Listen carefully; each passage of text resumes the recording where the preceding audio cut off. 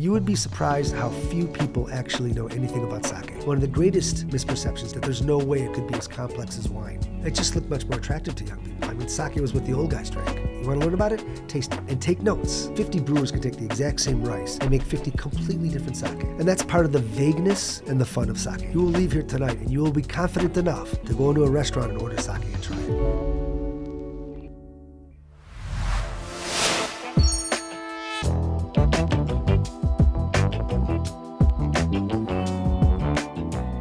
Welcome to Unpacking Japan. I'm Toby, and today we welcome John Gauntner. Thank you so much for coming. Thanks very much for having me, Toby. It's a pleasure to be here. One of the world's leading experts on sake, and you have an extensive career in the field from studying the basics, mastering the craft, and now educating people about it and exporting it worldwide.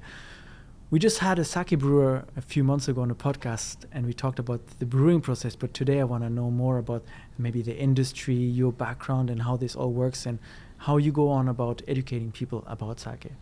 But let's start at the beginning. How did you even come to Japan in the first place? Well, I came to Japan in 1988 on the JET program, and I'm sure that you know, and many of our listeners might know as well, but the JET program is Japan English Teaching. It's a program run by the government, by the Ministry of Education, that brings in native English speakers from all the countries where English is the native language. But again, I did it 35 years ago, right? Then they had French, German, and Chinese as well. And I'm really not sure what they've expanded into it. But the program is still active. But that was the first thing that got me here. I came to Japan kind of on a whim. I was not ready to get into real life. I graduated from college and worked in an electrical engineering company for a couple of years, and says I got to do something different. And the opportunity popped up. And so that was the opportunity that I jumped on. That's how I got here. Where did you arrive? Your first trip to Japan, was it Tokyo? Well, they take everybody to Tokyo for 3 or 4 days, and they hold up all the new jets in the Keio Plaza Hotel. But my assignment was Kanagawa Prefecture, which is right next to Tokyo. So when I finished in Tokyo, it was a 1-hour ride to my new home. How was it like for you at the very beginning when you kind of left your electrical engineering job behind, and now suddenly you're in Japan and everything's new, and it's Japan in the 90s, right? So it's like it was, late 80s and 90s, yeah. It's like the peak just before the bubble, right? Right, yeah. It was great. I was incredibly liberated because I was free. I had no responsibilities, no house. I wasn't married. I had no kids, and I had no job. Well, JET was a good job, but the point was I was just into a new phase of life where everything was new, and I was free to enjoy anything the way I wanted to. So it was great. It was a great period of my life, for sure. Is that the period when you first got in touch with sake? Yes, it is. And the way that unfolded was when I first here, I wasn't particularly interested in sake. I thought, come on, they make the stuff from rice. And I would go and see all these bottles on the wall at department stores and things like that, and I'm like, I wasn't particularly interested. And I had it a couple of times, and just like most people, it's like, this stuff's hot. It gets to you really quickly, doesn't it? And that was the extent of it.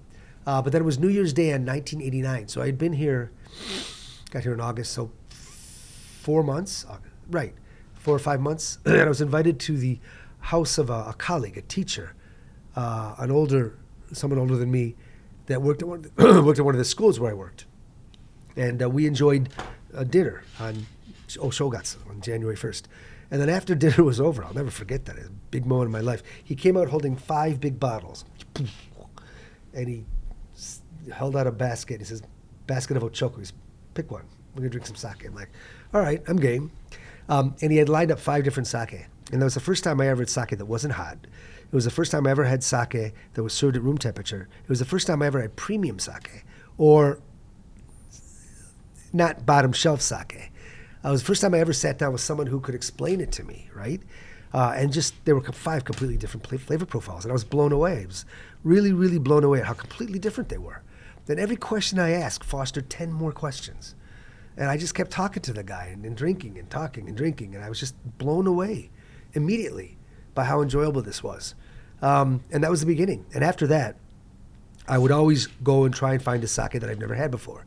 Or go, and I couldn't speak Japanese very well then, and try and go to a sake pub and ask a lot of questions. And I would take notes on everything I did. So it was a very, very natural, genuine, deep interest that was born out of nowhere. I wasn't looking for it. I think the problem you described is a problem that most foreigners have when they get into sake. You have so much choice, and it's so mysterious, made out of rice. Okay, we know that, but we don't know anything that goes behind it, the story, where is it from, the brewery, what's different between this bottle and this bottle. And so you drink it, you may have a good experience, you may have a bad experience, but that's the end of it, right? If nobody is there to explain to you how it's made and why this one is different than the other. And so for you, that experience on January 1st was really the game changer. Absolutely. Was this something where you were immediately taken to like, oh, I need to learn everything? Or did it kind of gradually become like, oh, I want to learn more, and then eventually maybe kind of get some training or education in the field? Well, I did want to learn a lot more about it. However, I never thought that I would become a professional or make it my work. It was just a hobby at the beginning. But I was very deeply interested, so I did want to learn a lot. However, the circumstances were limited by there really wasn't any information in English at all. There was one book that was written in 1976 or something like that, right? And most of it was still valid, but that was it. That was the only source of English information for learning about sake. So learning more about sake became one of my driving motivations to learn to speak and read and write Japanese, really. And I did do that. I did work hard at the language to learn more about sake. But I didn't really have too many options available to me in terms of learning.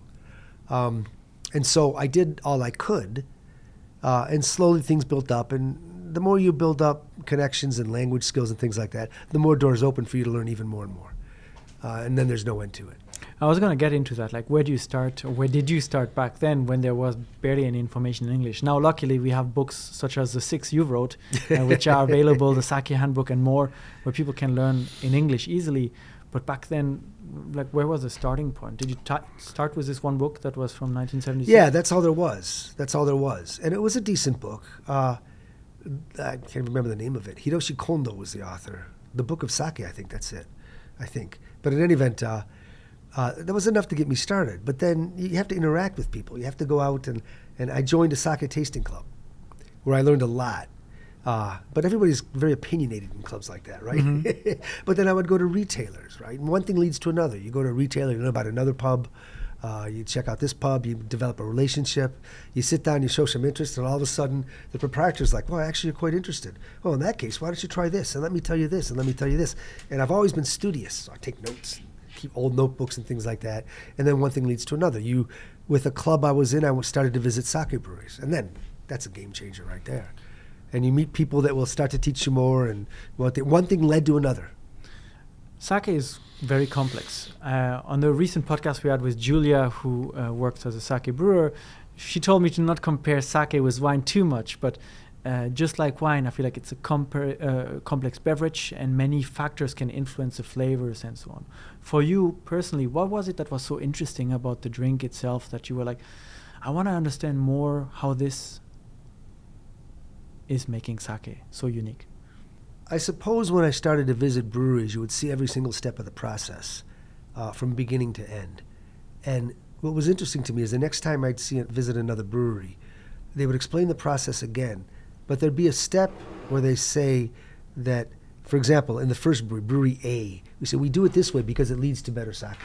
And then you go to Brewery B, and they would say the exact same step, and they would do it completely differently, 180 degrees differently, with the same objective, right? And then you go, every place does it a little bit different, and they're all trying to make the best sake they can, right? But there's a million different ways to do this, and there's an expression in Japanese, sakaya banryu, which means there's 10,000 ways to make sake, which means there's a gazillion ways to make sake, which really means everybody's doing something different. And to me, that's really interesting. That's when I started to understand that there's some thread of consistency that runs through it all that has everybody make great sake, even though they're doing different things along the way. That must make it very complex if there are so many ways to make sake, to really be able to reference them all and to understand them all, and to, when you taste one, to be able to kind of guess, oh, this sake is kind of made this way. Well, let's answer that one first. I mean, blind tasting sake and working backwards is a lot more challenging than, for example, doing it with wine. It's almost impossible to blind taste rice varieties because 50 brewers can take the exact same rice and make 50 completely different sake. Having said that, there's usually a thread of consistency that runs through most of the sake made with one particular rice varietal, but not always, right? And what happens, I think, when you look at the steps of the brewing process and sake in general, if you tell me all the stuff about it, the name of the rice, how much you've milled it, the name of the yeast, how you brewed it, that leads to a particular probability of how it's going to taste and smell. But it's never going to be 100% matched. You're never going to be able to taste something, all right. Rarely are you going to be able to taste something and work backwards and say too much about it, right? I mean, there's just some extreme styles, Yamahai, Kimoto, that are very gamey. And you can blind taste those pretty easily. Same with unpasteurized sake. And there's some extreme yeast varieties, provided they're made in a way, provided the sake using those yeast varieties is made in a way that is conducive to the unique qualities of that yeast coming out, then you can blind taste yeasts, right? But not always. It's always not always going to work out that way. And that's part of the vagueness and the fun of sake and the frustration. But it's never going to be something like you can blind taste or tell me what yeast it is or what rice it is and things like that. Never going to be 100%. So for you, on this journey where you started interacting with retailers and started visiting your first few breweries, and it was a hobby, but then you realized, well, this is really complex, but I love it so much. What was the point where you were thinking, what if I can turn this into work? Well, it was just a hobby until 94, when I met someone who works, no, he doesn't anymore, worked at the Japan Times. And he and I had never met, but I knew of him. And we would go to the same small drinking hole in Shibuya. And the proprietors had a party for people that frequented that little pub, that little bar. And I met him there for the first time, even though I knew who he was. And so some sake came around. And he goes, "You want some sake?" And I looked at it, I was like, I'm good. He's like, "You don't like sake?" I'm like, "No, I love sake. That's why I'm not drinking that one." He's like, "Come on, man. Stuff all tastes the same." I'm like, "Nah." And so we were drinking. We started talking, and I went off on all these tangents very excitedly. And he's like, "You should write for us." I'm like, "For the newspaper?" And he's like, "Yeah." I'm like, "I could probably write an article for you." And so I did. I wrote a big article. I thought they'd want like 1,000 words. So I wrote 3,000 words so they could pare out what they didn't need. And he says, "Can you write us about 2,000 more?" And it was a huge piece. And then after that came out, they came to me and they said, "Could you write us a column, a twice monthly column," which I wrote in the Japan Times for 8 years. Wow. And then a book publisher saw that column and contacted me and says, "Could you write us a book about sake?" And all of a sudden, things started getting real. And then I started doing all those things and writing about it in the like when you write for the newspaper twice a month, you can't make it up and you can't repeat yourself. So you better start studying the material. Mm-hmm. And the more I studied it, the more I got interested in it, the more fascinating I found it to be. It basically fed me more and more. And I was like, "Whoa, this is great." And after a certain point in time, it's like, I want to do this. It's kind of like, but probably not going to pay the rent with a couple of books and a regular newspaper series. So I got to start to take this a bit more seriously. And that's where I said, all right, if I'm going to do this, I'm going to go all in, right? And if I end up in the gutter because it didn't work out, at least I will be able to look back and say, I couldn't have tried any harder. And that was the philosophy I approached it with. So that was when I started writing those three things at once, is when I actually made that shift. So you started writing and you started thinking, oh, you need to take it more seriously. And then you obtained some of the most prestigious certificates you can get in sake, which you were the first foreigner of obtaining. I think they're called, I wrote them down, from the Certified Sake Expert Assessor by the National Research Institute of Brewing, and Master of Sake Tasting by the Nihon Jozu Kyokai. Jozu Kyokai, right, yeah. Well, the first thing I want to say about those things is they're cool. They're cool certifications. They're fun and they're great and they're difficult, especially one of them. I'll talk about it in a minute or two. But it's not really the same as, for example, a Master of Wine or a Master Sommelier, because whether you get one or not, nobody really cares. I mean, those wine certifications can really, really bolster a career. Mm-hmm, yes. Whereas here, not so much. Okay. But they're cool. They're cool. And again, the other thing about them, both of those certifications, is that they're not really, you don't really have to do anything but taste, right? You don't need to be able to blindly identify rice or yeasts, maybe aromas, yes, chemicals. But you don't need to know the history or the culture or regions or anything like that. It's just a matter of strict technical analysis. So for the one, the Nihon Jozo Kyokai, the Master of Sake Tasting, you had to identify different levels of alcohol, different acids, a bunch of things you had to blind taste to get through. It's cool, especially if you're going to be selling sake, which is who that was geared toward, right? You can identify things. The other one, the sake export assessor, was much more difficult. It was basically for people that work at sake breweries. It still is. It's still active. And what you need to be able to do is to analyze the faults in a sake and say where in the brewing process did it go wrong? Why is this fault here? And how can I go back in my brewing process and identify that? And what they really, really emphasize is repeatability, right? So if we taste all this stuff and I smell one particular aroma now, and you bring the same sake back 10 minutes later and I call it something else, no.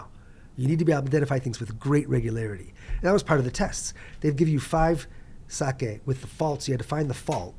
And then they'd mix them up and you had to do it again. It's really, really challenging. But these things were basically just for people in the industry to analyze their products that they're either selling or making to find faults and help improve them. It's interesting that you explain such a difficult test to actually not be that helpful for a career in sake compared to wine. It's like it's a nice badge to wear, but it doesn't really do much. Why is it so different? Well, because it's mostly for technicians here. The ones, I mean, I guess the master of sake tasting is more for people selling sake, retailers, things like that. And you got to know your sake if you want to sell it. And that's good. But the other one is for producers that need to improve the quality of their product or solve problems. So it's very technically oriented. That's all it was ever intended to be. There never really developed sake sommelier culture here in Japan like there has been in Europe, in particular in France. And it just never developed. Could they do that? Yeah. Have there been some efforts to retroactively develop that? In other words, are there sake sommelier certifications now? Yes, there are. But there's no long history of that.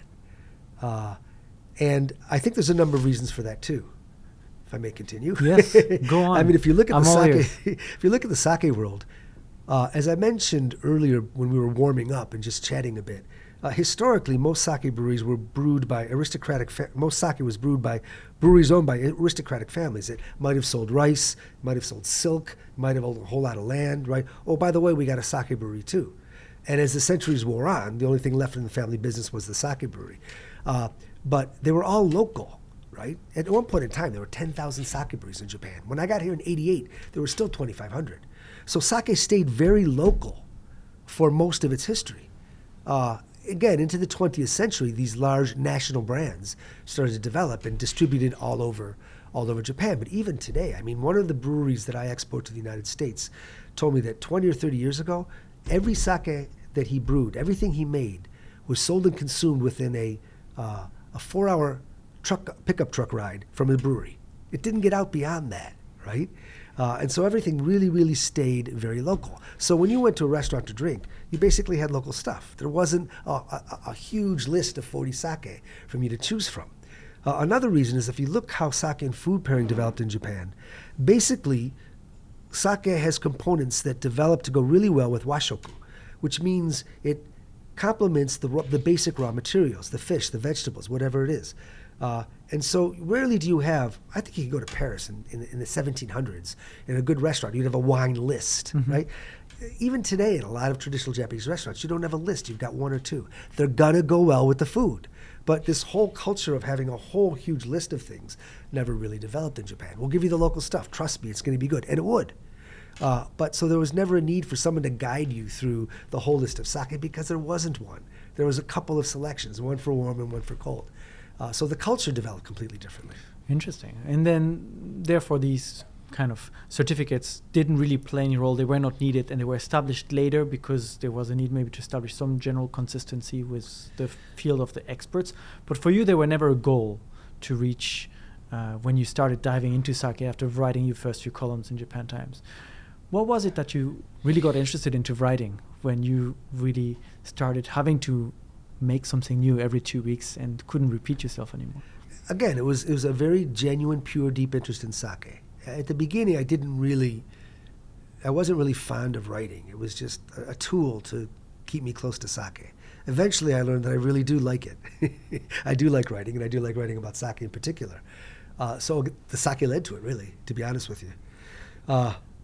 Any specific field within the sake that you enjoyed writing about, whether it's a history of certain breweries or whether was it more like a technical side of things and trying to explain flavors to people that were learning about sake? Well, I have a background in electrical engineering, so I am very technically oriented. So I do think that I did like to write about the brewing process more.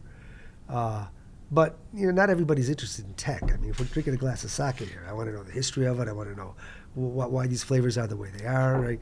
But how long do they steam the rice, or how many grams of koji mold did they put on per 100 kilograms of rice? Most people aren't interested in that. If you are, I can tell you, but most people aren't really that interested in it. So I was more interested in the tech, and I think I did develop an overall sense of mission, which was to make sake popular around the world. And in that case, you've got to convey the whole package, right? You can't say, well, I like tech stuff, I'm going to stick with that and let somebody else handle all the other culture stuff. No, it don't work that way. You got to make it as interesting and appealing as you can from every different angle. And that's kind of how I try to write and how I try to convey the material. On your mission to kind of make sake more popular around the world, maybe specifically in the United States, where you're from, what do you notice are people interested in? Because I can imagine, you just mentioned maybe some people are not too interested in the koji level of the rice, but what are people interested in when they're kind of starting to learn about sake? I think when they're starting to look at sake, just get into it, I think they want to find it less intimidating. They want it to be more approachable. So they want to learn just enough that they have the confidence to go out and buy some and taste some themselves. And that's what I put a lot of effort in. If I've got 30 minutes with somebody, that's my goal, right? You will leave here tonight and you will be confident enough to go into a restaurant and order sake, or to go to a retailer and order sake and try it. And I emphasize that because, look, the most important thing you can do is to taste sake. You want to learn about it? Taste it. Taste as many varieties as you can, right? And take notes. Do your best to remember them. Everything else will fall into place. So I think most people are interested in learning how to make it more approachable. And how to enjoy it to the best, how to choose one, which is basically the same thing. So how do you break the ice? Where do you start to kind of start getting people to feel more comfortable with getting into sake and remove some of the bricks on this wall? Right. I've got more or less a standard presentation that takes 30 to 45 minutes. And when I do seminars for those that haven't spent a lot of time with sake, I will augment that with a tasting of about 6 sake. More than 6, people stop remembering. The 6 is already a good number. It is. And they may not remember not only from the number, but from the drinking it, right? Yeah, well, that's true too. You use small glasses for them. But in any event, if I get 6, I can show them great diversity. And then they're like, wow, I had no idea there are so many different types of sake.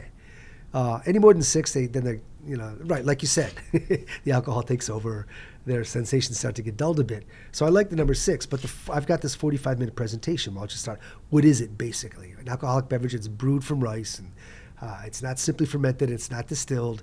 30 seconds on the history, right? And then I'll talk about rice as the raw material. I'll talk about how it's consumed. And I've got basically a 30 to 45-minute lecture where I cover all the big pillars.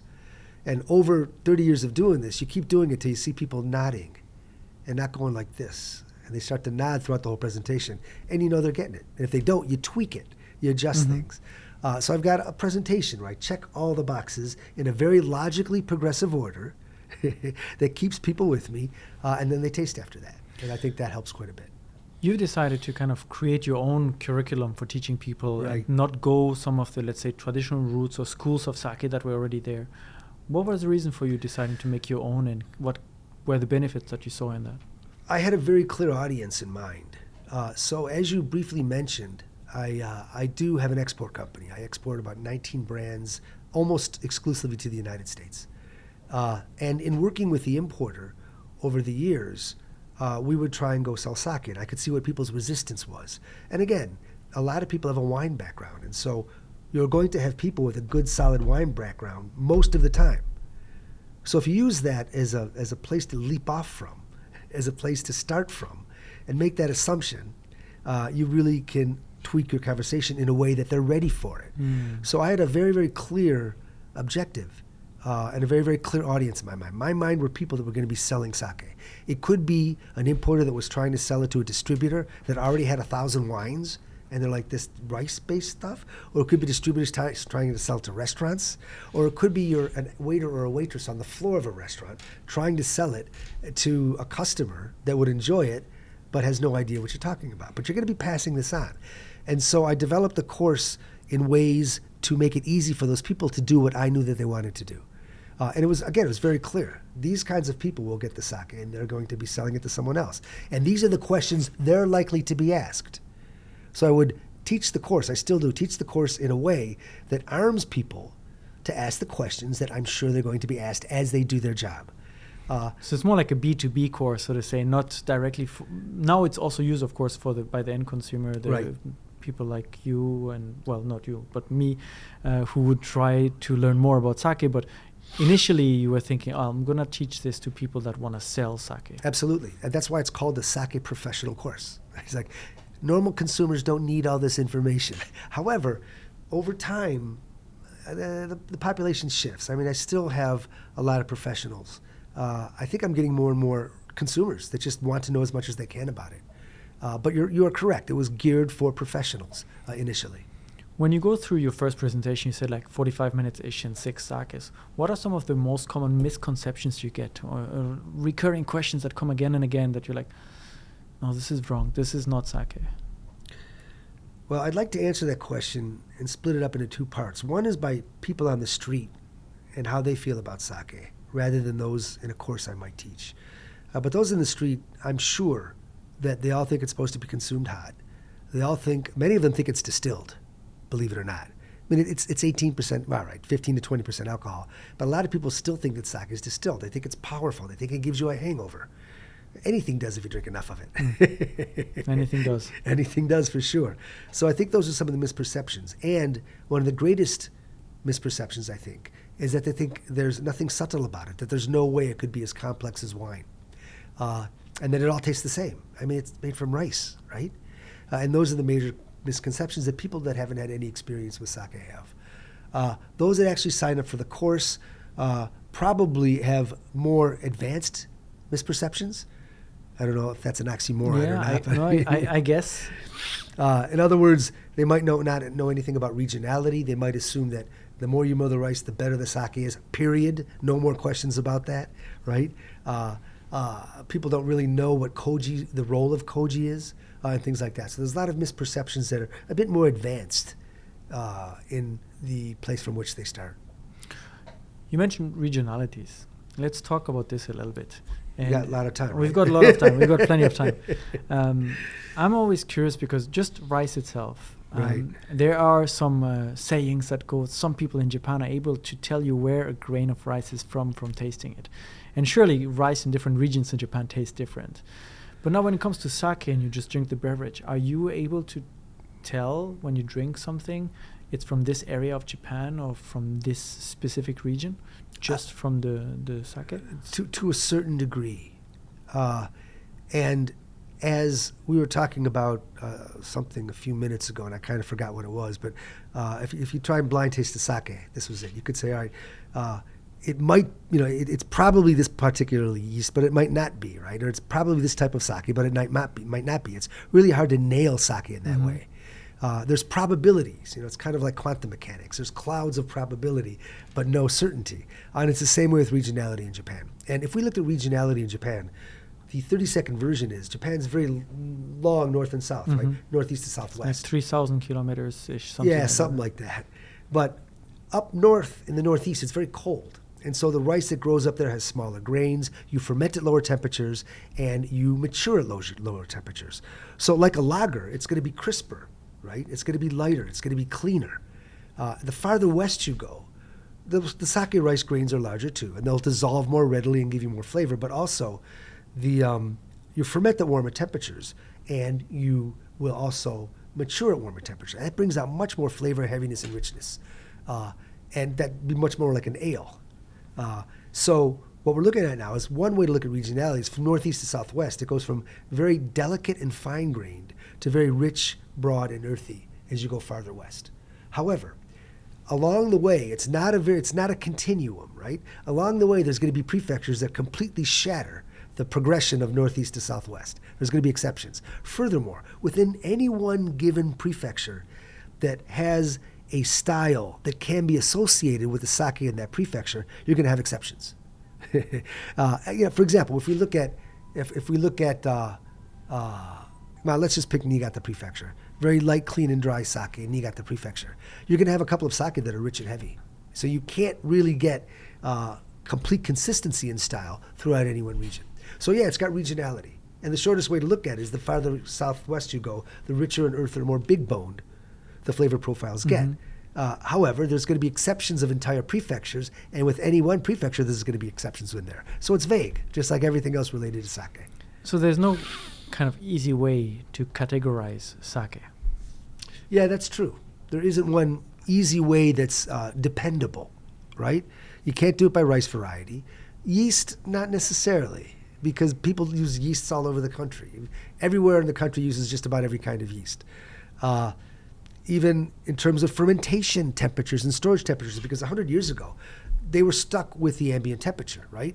There's a couple of brewers that insist on brewing in ambient temperatures these days, but most have climate control. If you want to ferment at a colder temperature to bring out more aromas, snap a refrigerator on the room, or use a refrigerated tank, or strap a chilling jacket on top of it, right? If you warm it up. You can control temperature and other environmental factors very easily these days. So it's hard to control all those things. It's hard to depend on all those things, to count on them to identify your sake style. Because when you go to wine, you have a Pinot Grigio, you have a Burgundy, you have a whatever other kind of grape variety, and then you can guess also from the region and so on. But if we come back now to the problem, you said when you educate people and when you do your course, you want them to leave with the idea that they should feel confident to go into a store, to go to an izakaya and kind of order their sake. Absolutely, yeah. So if you cannot categorize it like this, how should I go? If tonight I go to order to buy myself a bottle on the way back, how do I pick? What do I look out for? Where do I start? Because up until now, I usually just pick one with a label that I like. Yeah, that's probably not the best way to do it, but a lot of people do it that way. And there's nothing wrong with good design and labels. There is one thing that I say, and I know that not everybody agrees with me, but I still like to give this advice to people that are just getting into sake. And that's this. 90% of the time, sake is fairly priced. So if you were to make a decision on price and price alone, you'll be okay, right?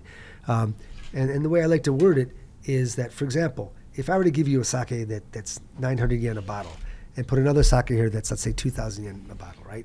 Almost everybody, almost all the time, is going to say, yeah, this is a better sake than this one is here, right? Are there exceptions? Yeah, there's exceptions to everything in the sake world. But to me, 90% of the time, sake is fairly priced. So if you walk into a store and you can't read the labels and you don't know Honjozo from Tokubetsu Junmai, right?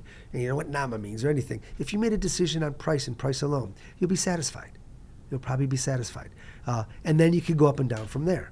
Now, of course, if you know what you like in terms of flavor profiles, this doesn't work, right? So, for example, if you like sweeter sake and this bone-dry sake is much more expensive, no, you're not going to come out ahead that way. But if you don't have any clue about what you're doing, you could survive the evening by making a decision based on price and price alone. I think that's immensely helpful. But it's also got its limitations. That'll get you through the first couple of visits. Then you start to learn a bit more after that.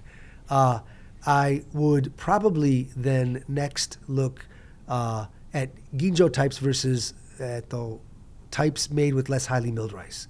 I mean, if you wanted to get lightness and aroma, that's great. And hence, then hang out with the ginjo and dai-ginjo types, right? But you're gonna deprive yourself of some richness, some earthiness, some solidity, some other pairing possibilities that you might like better. So you really need to learn the differences between the higher, more extravagant, expressive grades and the more subtle, stable, grounded grades, and find out what appeals to you and what you like to drink the most. One piece of advice I like to give to people that want to learn about sake is drink as many types, different types as you can, as wide a variety as you can, and find out what appeals to you. But really important is you should take notes every single time. Every single time. Discipline yourself to write down the name, the grade. You don't have to write down a book. You don't have to write like you're writing a review, a couple of words. I liked it. It was dry. It was more aromatic. And the more you do this, the more the words will flow. And the more you'll be able to identify with the grades and types that you like. And then you'll be able to narrow down what you like over time. Well, it's kind of that mistake that I made a few years ago about this sake that we were discussing before we started recording, where I just remember it's from Ehime. I remember the label is blue, and I remember I liked it a lot, but I don't remember what it was, and it's very hard to remember why I liked it and so on. But I want to bounce off two things that you said. One is the grading system, and I want to get into that in a little bit. But you said that this kind of general advice, when you buy a sake and you pick a more pricier bottle, 90% of people would say or have a tendency to say the more expensive one is better. Most people would say that most of the time. Let's say the more expensive one and the cheaper one have a similar flavor profile. What will make the more expensive one better? One thing could be what I would call depth and resonance of flavor. In other words, that's some of the things that make really good sake rice completely different from inexpensive rice. Just this reverberation, this resonance inside the flavor, almost like an echo within your palate. That's one thing that could be. It would be purity might be another one. The lack of off flavors, depth, clarity in the flavor profile. You can still have very distinct flavors and aromas and just have a real clear depth to the flavor profile. And those are some of the things that would make a sake, or you'd find in a more expensive sake. But that doesn't necessarily mean that, for example, a daiginjo is always better than a non-ginjo. You're 100% correct. Right? So could you explain just briefly these different grades of sake and what they mean when you see this on a label? You mean what the legal definitions are? Yes. So the legal definitions, for example, at the top of you've got the siblings of Daiginjo and Junmai Daiginjo. And below that, you've got Ginjo and Junmai Ginjo. And below that, you've got Junmai Sho and Honjozo. And beneath that is 60% of the market, which is ungraded sake. And just like table wine, a lot of it's delicious. But the higher you go in the grades, the more you must mill the rice before you begin to brew to qualify for that grade. So more milling leads to legally higher grades. And the reason that it works that way is because when you look at all rice, but in particular sake rice, you've got the starch in the center and you've got fat and protein around that. The starch will give you a very clean fermentation. But the more fat and protein you have, it'll give you some character, but it also gives you rough flavors and off flavors. And so what they do is they mill the outside of the rice more and more. And by doing that, you take away the fat and protein and you leave only the starch behind. So it's going to give you a cleaner, more elegant flavor profile in the end. And that's why the grades are the way they are. And that's why milling is so important in terms of defining the grades. However, you're not always going to want the most delicate, refined sake. Some richer sake, some earthy sake, some big boat sake can be outstanding. Absolutely. So to just look at the milling rate really isn't going to give you that much information. It's limiting in terms of giving you an idea of quality. So that's what the grades are and why they are the way they are. I will say, though, that they're losing their significance over time because a lot of people now are realizing that I don't pay that much money. I can pay less money and have a richer, fuller sake that I like anyway, right? And so they're not paying as much attention to the grades or the milling rate as they used to be, at least in Japan. I think still overseas, a lot of people tend to look at the milling rates, the seimai buai it's called, and put a lot of importance in those things. I've heard a rumor. It's not really a rumor. There are some brewers that expect the current system to be removed within a decade or so. So that the legal framework changes, basically. So that the legal definitions change, right? I mean, there's no extra taxes on the higher grades or anything like that. And brewers are free to charge whatever they want. And if you've got to mill your raw materials down to 50% or 40% of the original, that's going to cost you a lot of money. And that's really why prices are higher. But the grades themselves are, defined by the milling rate. And if you put the grade on the bottle, you have to put the milling rate on the bottle. But I think a lot of brewers are starting to say, maybe I don't need to put that on the bottle anyway and let people learn to assess it without depending on these grades. If they do abolish that system, people in particular overseas, but also in Japan, I think are going to be, it's a crutch. People depend on that system. There's going to be a lot of people that probably pull away from sake because now it's even harder to understand. I don't know. That's just my surmise. So this is kind of like the or has been the easy way to reference sake and to understand, quote unquote, what bottle is what, and has been helping educate people that are just getting into sake. And if you remove this, basically it will become too complex for people. Well, there's no reference, right? So even before the current system existed, until 1989, from 1943, I think, until 1989, there was a system that graded all sake second class, first class, and special class. Whether or not it was Junmai or had added alcohol didn't matter. And everything was second class by default. But if you wanted to get a, first class or a special class ranking, you submitted it to the government. And they have official government tasters that would taste it and say, yes, this is good enough for first class. We'll give you that stamp. And we're going to charge you more taxes. And if you wanted a special class designation, you could do the same thing. Submit it to the government. They'd give you the stamp of approval if you passed, and they would take even more taxes. But it was great for consumers. They could see, oh, it's special class.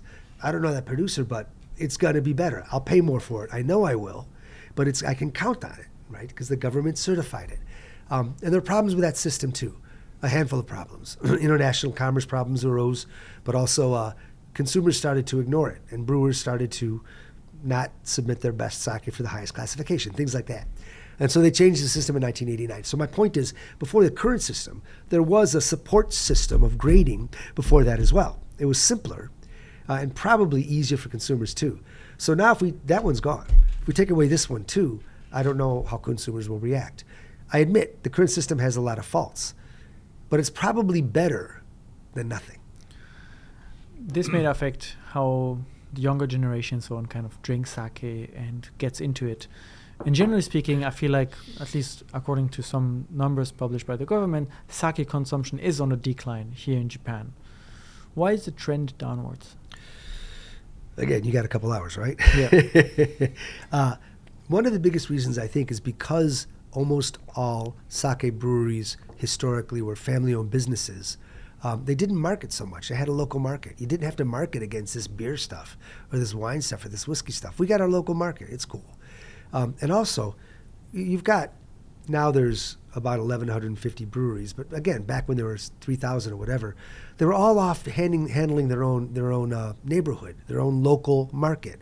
They didn't really have nationwide cooperation as an industry. It's not that they didn't get along. It's kind of like, well, we're busy doing our thing here, right?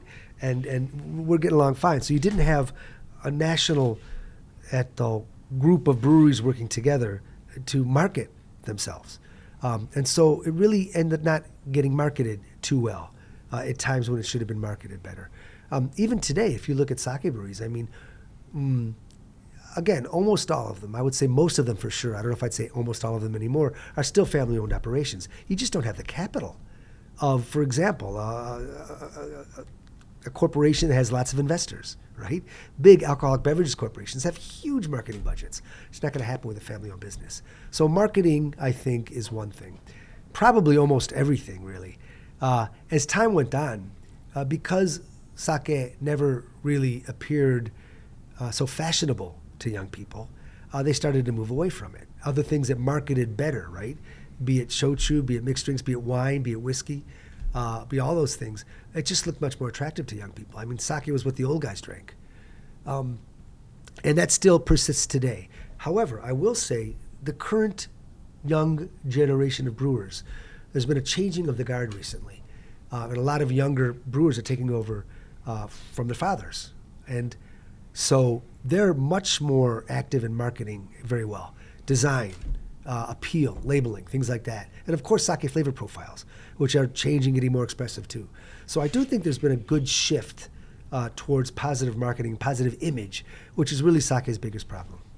What is one of the current trends in maybe the flavor profile or the kind of new sakes that are coming out now in the 2020s? Right. I would say sweetness and acidity are back. In other words, I think for many, many years, tande karakuchi, or light and dry, sake was what really was sold. And I think a lot of people heard that tande karakuchi is good, so they'd order the same thing, and it self-propagated. And it can be very, very good. But now, in the industry, they refer to it as juicy sake, which to me means high acidity, high sweetness.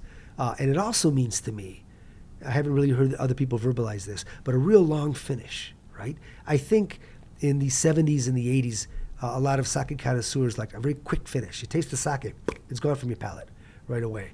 And no one really experimented with longer finishes. And I think a lot of younger breweries are coming out now with really long, extended, complex finishes.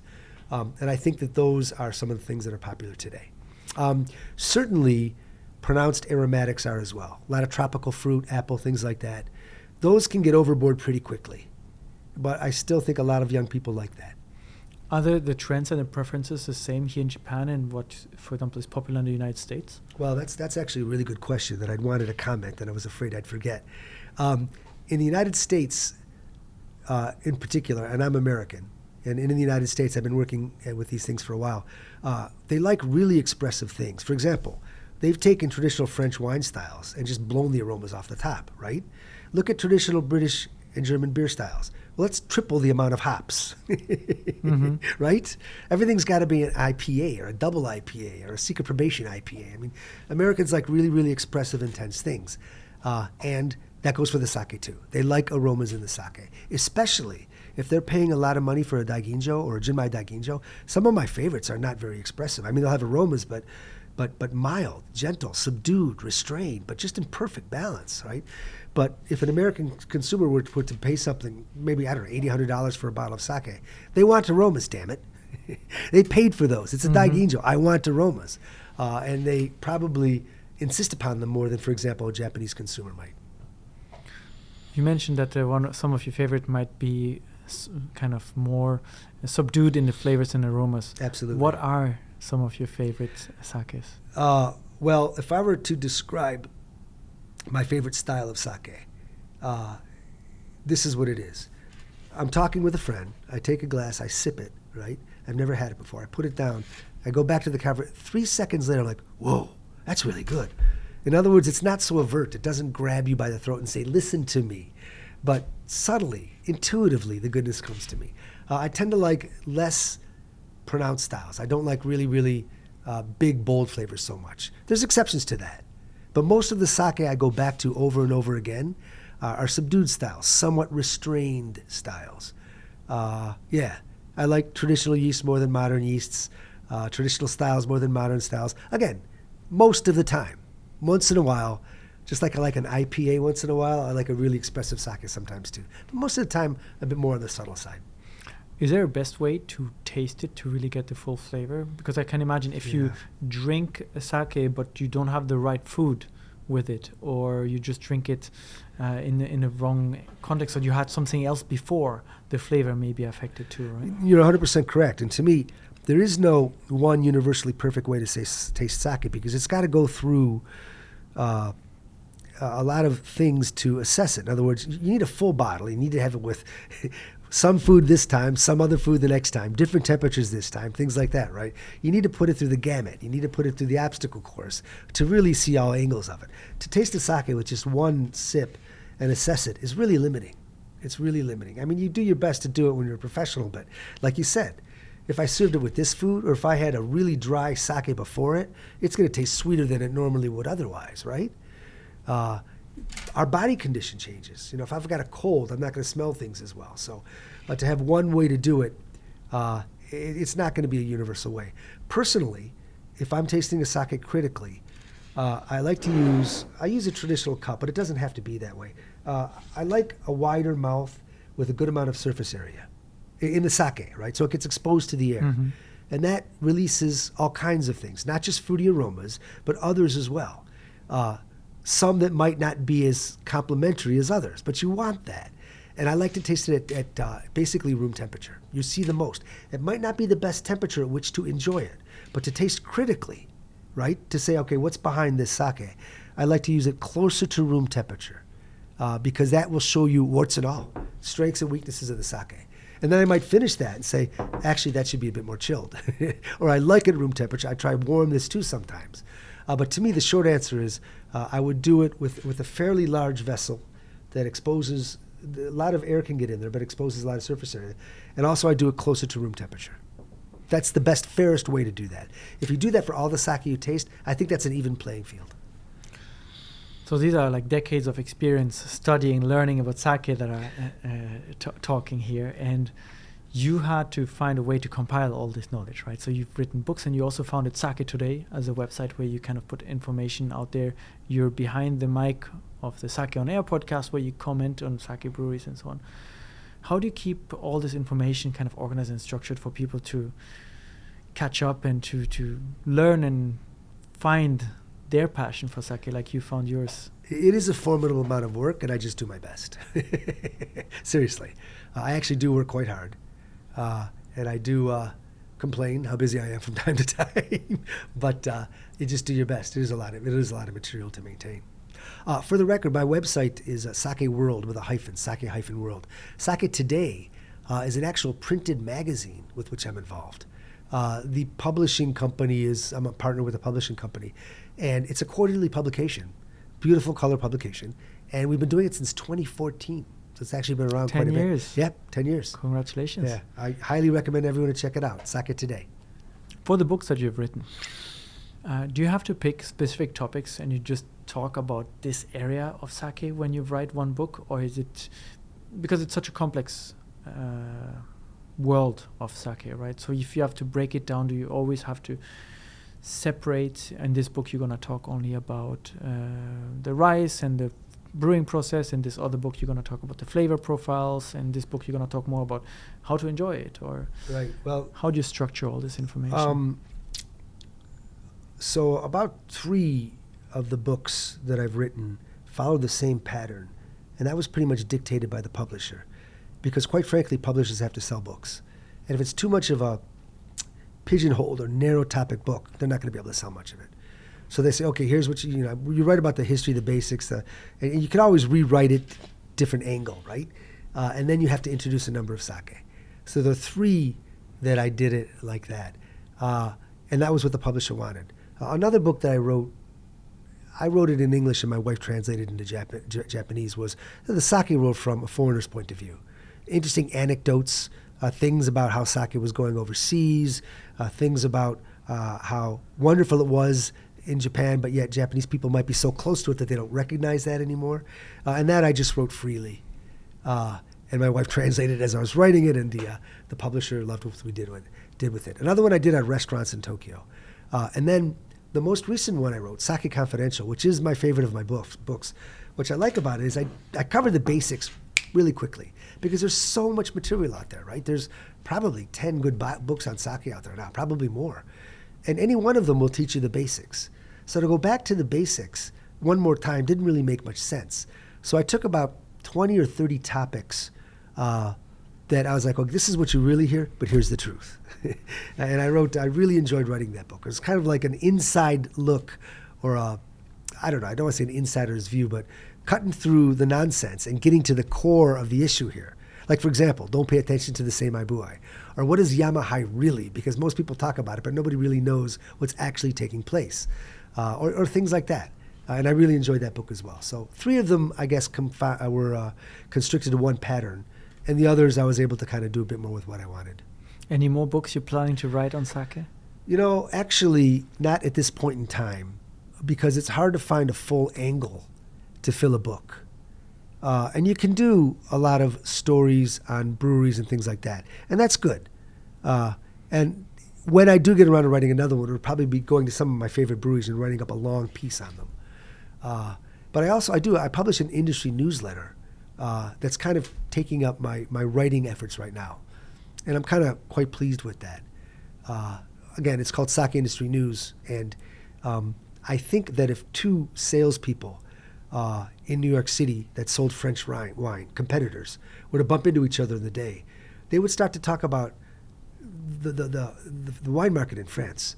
Did you hear about this guy? Yeah, isn't that amazing? I can't believe he did that. Let's go get a glass of wine and talk about it. They could do that because they have intimacy with the industry. And I don't think that countries overseas, again, United States, not necessarily in particular, but including the United States, the average consumer that enjoys sake is still talking about this brand or that brand or grades. They don't really understand the industry. They don't have intimacy with that. So I'm trying to solve that with Sake Industry News to make people that sell it, again, it's geared towards professionals, more interested and more familiar and more intimate with the sake industry itself. And I think that would be a huge boon to the growth of sake overseas. You've been called the sake evangelist for your efforts in kind of sharing knowledge and bringing interest to this world that you've now been into as a foreigner in Japan for a couple of decades. What is some of the biggest changes you've seen that have really surprised you? That's a tough one. It is. You're going to have to cut out the blank airspace here because I think about this. Some of the changes within the industry.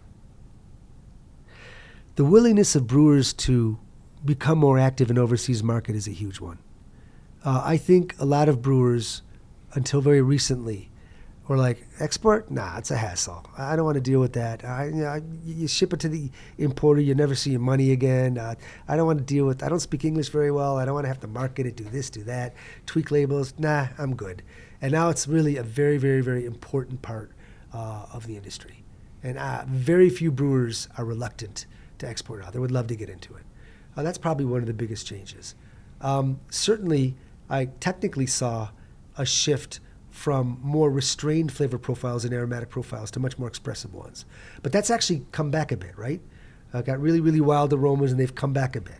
And so I think that more expressive flavor profiles have actually become tamed a bit more recently. That's another big change I've seen. And again, when I first got in the industry and I would do work with brewers, I was always the youngest. And now I'm always the oldest. Of course, that was 30 years ago, right? So I've put on 30 years, so that's not unreasonable. But the point is, there's been a changing of the guard. I think you got a younger group of breweries moving in to lead the industry now, and I think it's a very positive thing. Is the number of breweries still going to keep declining, or are we at a phase where it stabilizes and maybe through more export, you said they're all more and more willing to kind of sell the sake overseas, that it's going to rebound a little bit? It is flat now as opposed to decreasing. And it depends at what statistics you look and when you look at them. So the industry is, again, it's still contracting. But again, it depends how you look at it, right? So what's really contracting is inexpensive sake like futsushu, non-graded sake, regular table sake. The other grades are growing, the premium grades. But they're not growing super fast, but they're growing, right? But if you look at the finances, these bring in more revenue. So it depends how you look at it. I've heard that profitability on the average of producers is slightly on the increase as well. I'm not so sure every single producer would agree with that, but that's what I've heard. So you've got those kinds of changes. In terms of number of brewers, the number that have been disappearing every year seems to be slowing. And actually last year we gained brewers a little bit. So it's certainly seem to have bottomed out. What you have a lot happening that you didn't have happening before is when a brewery goes under, someone comes and buys it up. In other words, in the old days, the family would just shut down the business, right? We're done. We're shutting it down. But now you've got, for example, well, you guys are closing down? Well, I am a distributor in a nearby prefecture. I'll take over that business. Or you just people that want to invest, or maybe their whole goal is to revive the local economy. And so they'll buy up a sake brewery and keep it going. So you've got new, fresh money that wasn't traditionally a part of the industry coming in to keep brewers active. Another interesting that's happening in the industry related to this is that the Ministry of Taxation is loath to give out new sake brewing licenses. That may change, some rumors say, but right now they don't give out new brewing licenses. They're, look, the industry is contracting, and you want us to throw more competition into it? That doesn't make any sense. And they're right, but it's almost impossible to get a new brewing license. So what you get this stuff called, happoshu, for example, or sonota, or various types of sake that aren't legally seishu, which is the legal term for sake. And it might not be seishu for example, they use something other than rice, or they flavor it, right? Or they do something that's a little bit different, so it can't legally be seishu anymore. But they get a brewing license. And I think a lot of these companies are saying, well, we're pretty sure that in a few years the government's going to say, okay, you guys have an established, profitable company brewing something very close to sake. We'll give you a sake brewing license too. It's not for sure. But what I'm saying is, more important, what I'm saying is that I think we'll see a slight increase and stabilization in the number of breweries that are actually making sake. No guarantees. We'll see. Hopefully more things for us to try. Yeah, but another positive development is that there's so many more brands available to us now than there were 20 or 30 years ago. In other words, there's 1,200 sake breweries right now, right? A little bit less than 1,200. And they might each have a couple of brands, but they were, in the boonies of one prefecture and never got out of the prefecture. But now with the internet, you can order anything you want. And you can say, whoa, this is really good. And all of a sudden a brand becomes popular, right? And all of a sudden a popular retailer starts to carry it near you.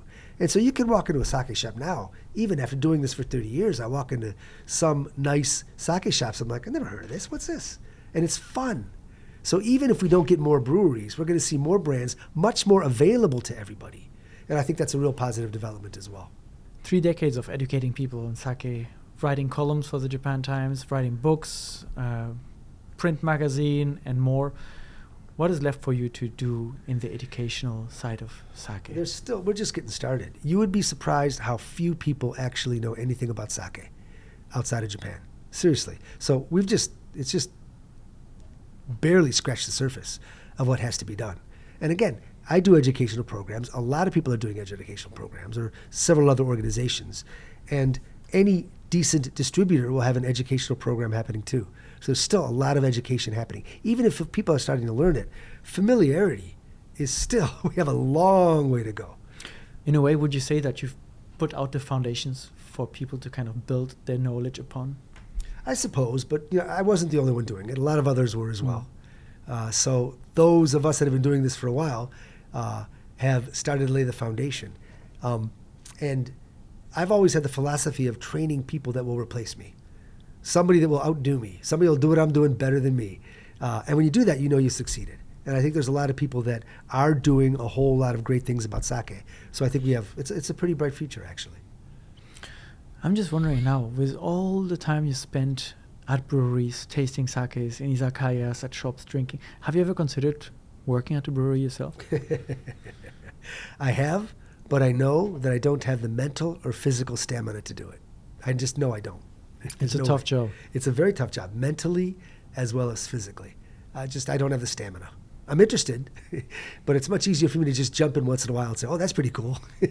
But to commit to doing it as a career, I don't think I have what it takes.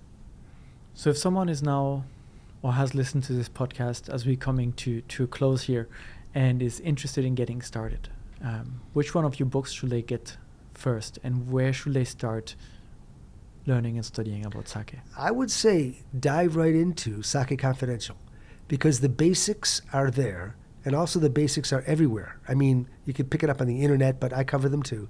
And then I cut through the nonsense, and I get to the core of most of the issues. And it's a lighthearted writing style, right? You can read it really quickly. And there's no controversial things in there. I'm just saying, okay, some people say Nama's better. Well, maybe it is, maybe it isn't. Or, if you look at the Seimai Bua, yeah, it's one indication of quality, but maybe you shouldn't depend on it. So I kind of cut to the chase to a lot of things. So I think it's the most helpful of the books. I think it will really get people more deeply understanding sake more quickly. Thank you, John. My pleasure. For your insights into the industry, into sake and more. We'll make sure to link to your websites and to your publications so that people can find the information and maybe find some of your sake recommendations if they're looking for something to get started. That sounds great. We could have listed up, but I think on a podcast it might be difficult to remember names and so on, so better to find them on the website. That's true. I do have some recommendations on my website. There's lots of places to find those things as well. Please do. Thank you again. Thank you very much. My pleasure. Thank you everyone for listening and watching. This was Unpacking Japan, and we'll be back again next week. Bye.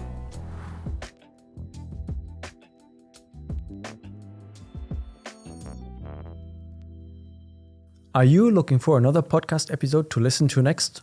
If you like the one you just listened to, I'm sure you'll also enjoy the one that I've selected and linked in the description down below. Go check it out.